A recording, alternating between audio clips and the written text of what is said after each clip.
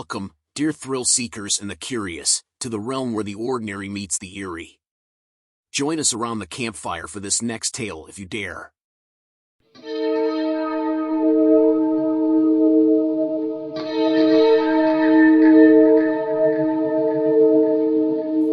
In the waning days of summer in 1976, Lawrence, Massachusetts, basked in the warmth of the season. The streets echoed with the laughter of children relishing their freedom. Among them was 10-year-old Andy Puglisi, a bright-eyed boy full of dreams, and on that fateful day, he ventured to the Higgins Memorial swimming pool with friends and siblings, ready for a day of splashing and fun. As the sun dipped below the horizon, families began to gather their children and head home, anticipating a tranquil evening. But for Andy's loved ones, the evening would transform into a never-ending nightmare. Andy, their dear boy, had seemingly vanished, as if the very earth had swallowed him whole.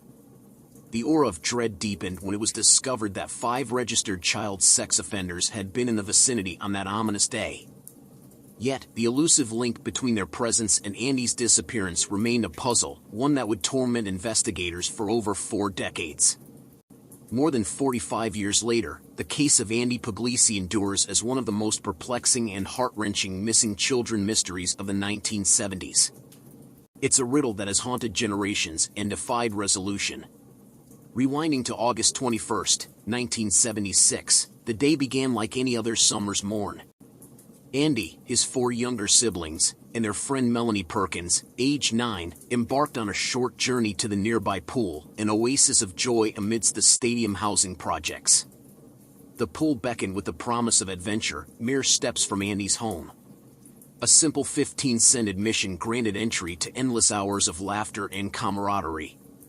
It was, as Melanie would later recall, the place to hang out if you lived in the projects. Bound by motherly instructions, Andy and his siblings were to stay together and return home by 3 p.m. And so, when the clock hands neared noon, the group reluctantly departed the pool. Yet, Andy chose to linger, accompanied by Melanie Perkins.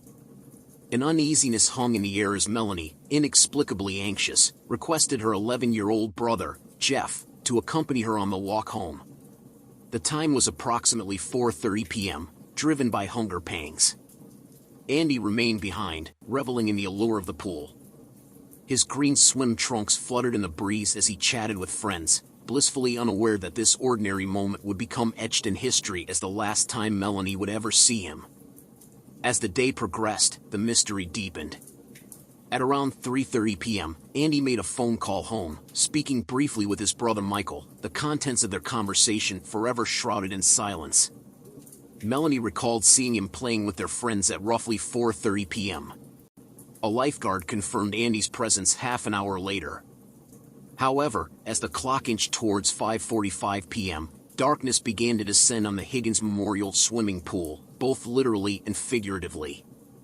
It was during this fleeting moment that another lifeguard bore witness to Andy's final known movements. The young boy, still dressed in his green swim trunks, left the pool's confines, stepping into the enigma that would define his fate. 15 minutes later, a mother's intuition sprung to life. Andy's mother embarked on a frantic search of the neighborhood, her heart pounding with fear and hopelessness. In those early moments, the anguish was unbearable, a parent's worst nightmare in its horrifying reality. The disappearance of Andy Puglisi triggered a relentless pursuit. Days turned into weeks, weeks into months, and still, no sign of the missing boy emerged. The community rallied around the cause. An army of volunteers comprising over 2,000 souls joined the search. The National Guard and Green Berets lent their expertise, while police dogs scoured the nearby woods. The Shawsheen River was dredged, and divers plunged into its depths in a desperate quest for answers. Yet, as time slipped away, voices of criticism emerged. The Lawrence police faced scrutiny for calling off the search merely 6 days after Andy's vanishing, a decision that would forever haunt the collective memory of the city. In the wake of Andy's disappearance, suspicion cast its shadow on those closest to him. His parents, Faith and Angelo, weathered the storm of marital turmoil before parting ways. Their relationship turmoil led investigators to explore the possibility of their involvement. Faith's live-in boyfriend, Jerome Phillips, fell under suspicion, though a past lie detector test would later clear his name. Angelo, who had been working in Salem, New Hampshire, at the time of the disappearance, was also eliminated as a suspect. The chilling chapter of Charles Pierce emerged, a man with a haunting past. Living in Haverhill, Massachusetts, at the time, Pierce confessed to the abduction and murder of Janice Pocket in 1973, a heinous crime that shocked the region. His sinister admissions extended to another young boy, matching Andy's description, whose identity remained lost in the shadows. Pierce's reign of terror spanned over a dozen child abductions since the 1950s, and he met justice only through a 20-year prison sentence, dying behind bars in 1999. The late 90s ushered in a new era of investigation, with Melanie Perkins taking the reins herself.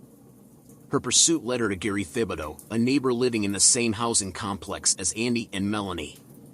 Allegations of inappropriate conduct and accusations of molestation swirled around Thibodeau, yet formal charges remained elusive. An alibi mired in doubt only deepened the mystery. Wayne William Chapman, a convicted child predator, emerged as a prime suspect despite never being interviewed by the police. Accused of sexually assaulting boys abducted from the Higgins Memorial Swimming Pool in 1975, Chapman's presence in Lawrence at the time of Andy's disappearance drew suspicion. Yet, his claim of being at the local pharmacy and mall, far from the pool, remained unverified. A curious twist arrived with the involvement of a psychic, Andrew Barnhart, in 1982. A Lawrence police officer's chance encounter with Barnhart at a forensics investigation convention led to extraordinary claims. Barnhart, without visiting Lawrence, asserted that Andy had been murdered by a man matching Chapman's description, narrowing the burial site to a 15 by 50-foot area near the pool. Despite skepticism, funds were raised to bring Barnhart to Lawrence twice. The first visit yielded no results, while the second involved a phone conversation with Chapman, who declined an in-person meeting.